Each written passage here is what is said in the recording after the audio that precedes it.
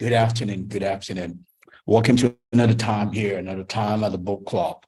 And it's an awesome day for us. We're going to start on a new book today. It's our sixth book in the series, and it's The Good Life. Right? We've talked a lot about it for a few weeks now, trying to introduce it. And we're going to start it today. It's our sixth book in the series. And we're going to take it. So welcome to another time. Welcome to the second half of 2023. Trust that you're well set to finish this year strong. I trust the first half of the year was great, and the second half year will be greater. That's my desire for you. And it's one of the reasons we do this also is just so that we can all do life together, right? Encourage one another in the part of life.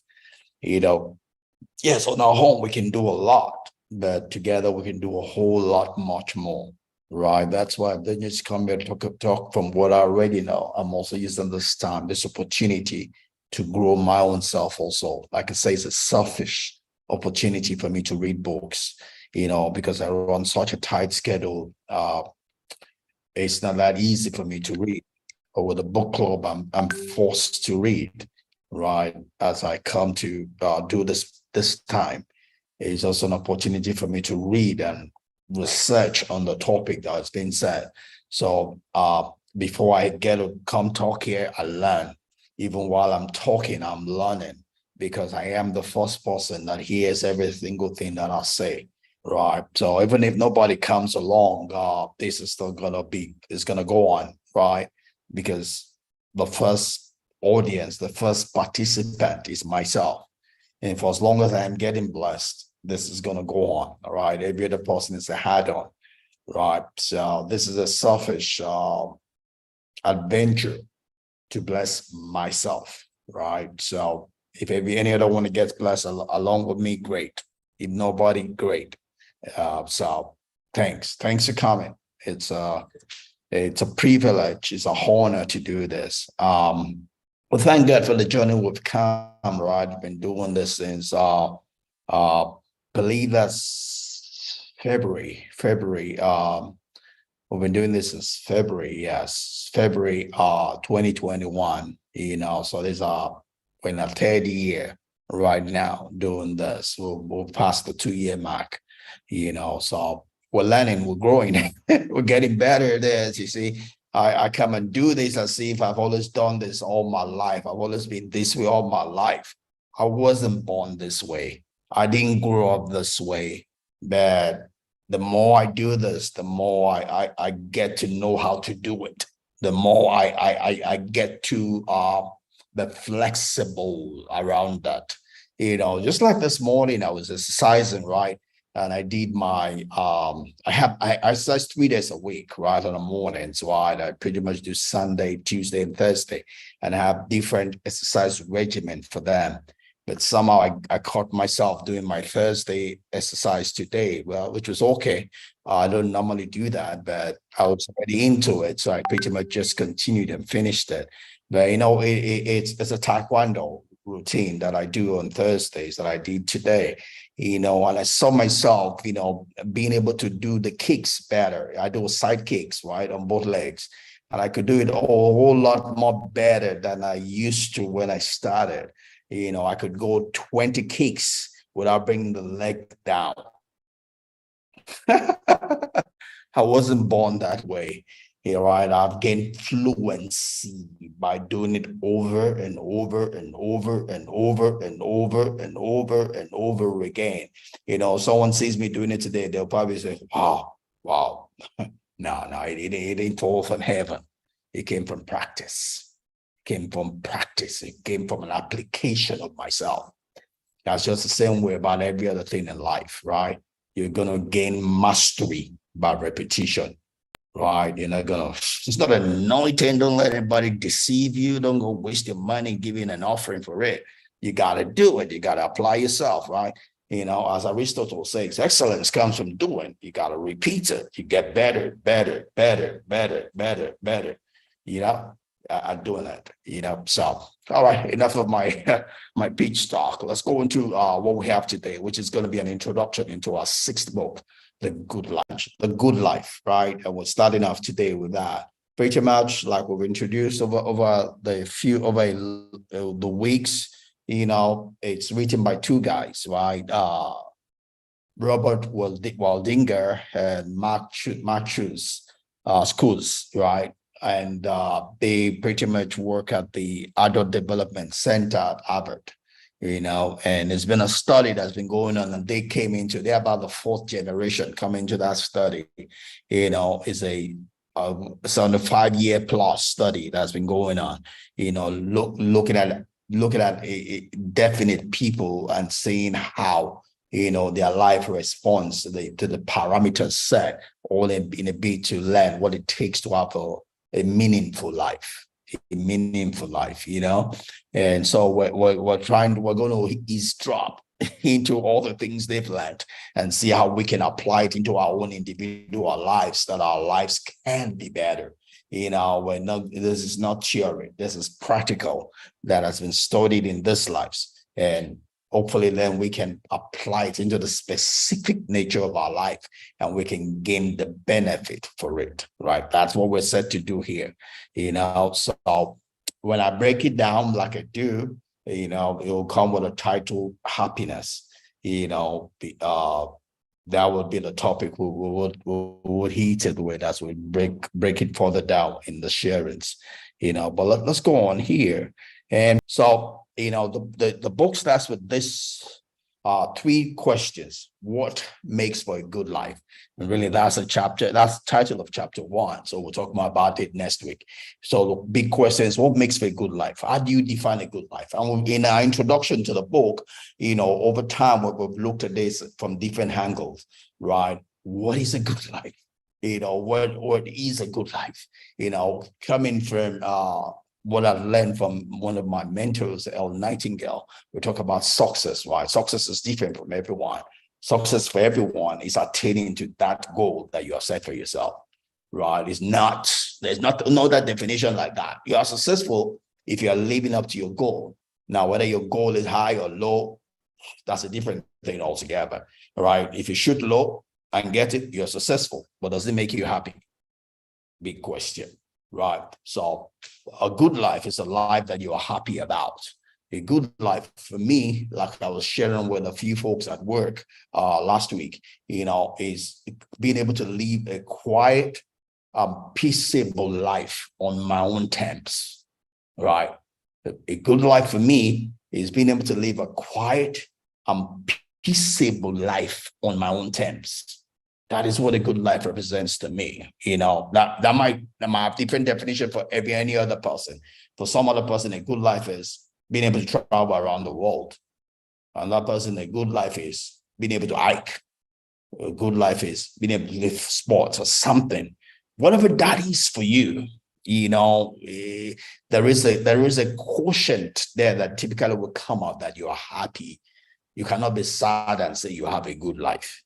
A good life is one on which you are happy living it. Take away happiness, for me, it is not a good life. No sorrowful life is a good life, right? And that goes back to our first book when we looked at the 4 purposes of life. The purpose, the intent of life is to be happy. If you're not happy, you are not fulfilling the purpose of life, right? God did not give you a purpose that will make you unhappy. If it's God that's giving you that purpose, you must be happy. You must find joy, happiness in it, even though it might not relate to what you want. There must be a joy, happiness in being fulfilled or meeting up to the master's bidding, right? So the purpose of life is to be happy. A good life is a life that fulfills purpose, which means a good life is one that has happiness inside of it. Well, I guess some people might have different other meaning to it. You don't agree with me, feel free. We can share, drop me a note on YouTube. We can discuss or wherever you're listening to this. That I am 56 years old, right, this year. And I've been a Christian last 40 years.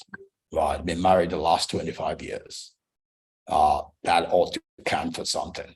Right? According to my pilgrimage, that's the answer. According to this book, which is a 75-year study, 75-year plus study, probably at 77 now, that is the answer.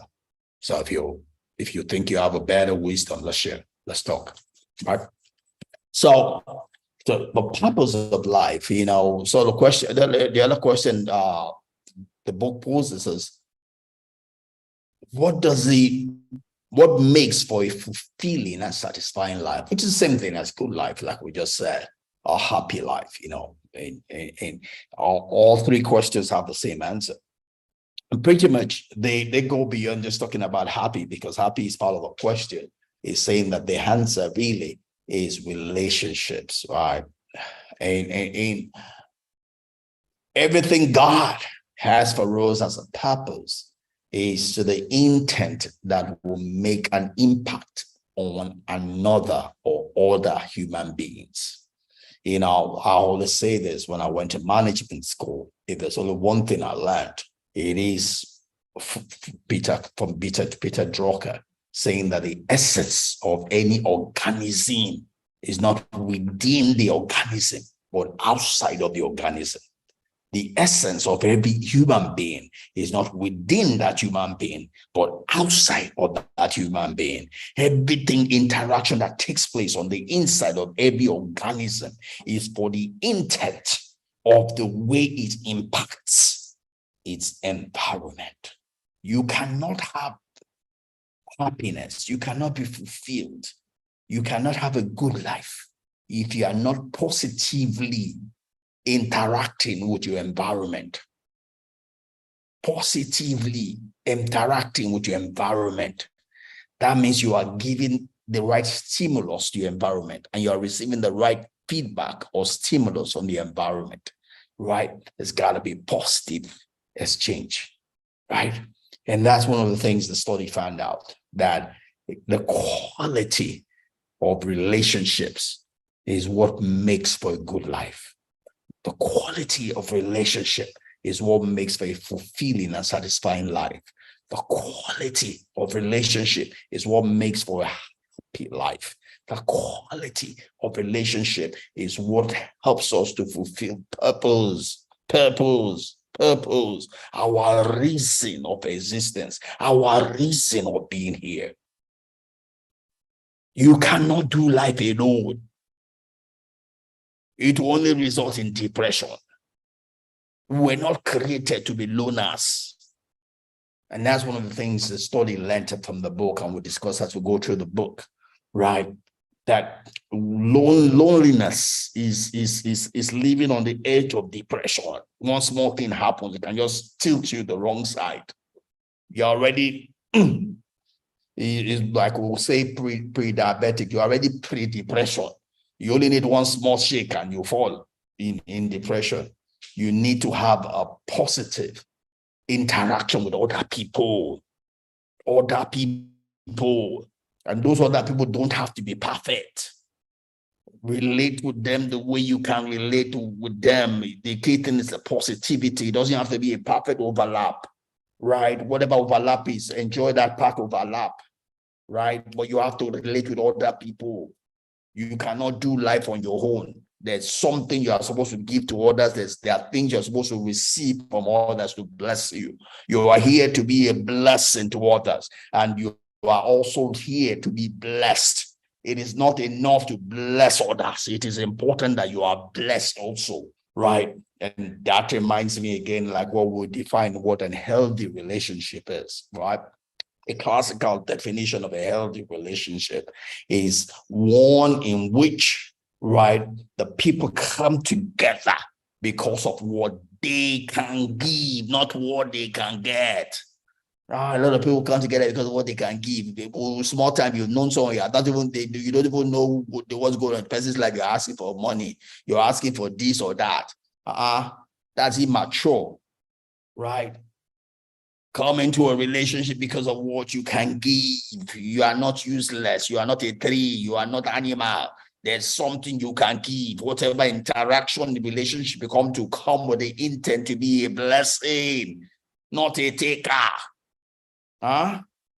Not a parasite, not a useless person. A healthy relationship is one in which people come together because of what they can give. They can give. There's something you can give. It doesn't have to be money. It can be time. It can be talent. It can be connection. It can just be your intellect, whatever. But don't go into any relationship to get. Go in with what you can give. Give. Giving is a password to life, not taking. Giving is a password to life, not taking. Don't see yourself useless. Go into every relation with the intent to give, to be a blessing. So a healthy relationship is one which they come together because of what they can give. However, what keeps them together is not what they give, but what they get. That's what we call the paradox. It's a paradox. But it's true. It's a paradox of healthy relationship. What keeps people together is not what they give, it's what they get. Right? There's no altruism in life. Everybody does what they do for what they get. That sounds right contradictory to the first thing I said, right? But it's not. It's called the yin and the yang of life. You know, the yin are two seemingly opposing principles that reinforce themselves. It's the yin and the yang of life, right? You must never go into any relationship because of what you can get. But don't hold yourself back from what it gives you, because what will keep that relationship going is not what you are giving, it's what you are getting in it. As much as you go into it to get, always also be open yourself to receive. Receive whatever it is that God wants to give to you through that relationship. Otherwise, you are going to be emptied out. What you give does not fill you. What you get is what fills you. You don't eat by giving. When you give, there's something you are receiving that's filling you, that's filling your tank. Otherwise, you will dry up. So a healthy relationship is one in which you go into not because of what you can get, but what you can give. But what keeps it together is what you get, not what you give. You just need to understand the giving and the getting. Right? You go to give with intention. You go to give with intention to give, not to receive. But you should be open to receive whatsoever it is that is provided for you in that relationship to fill your tank.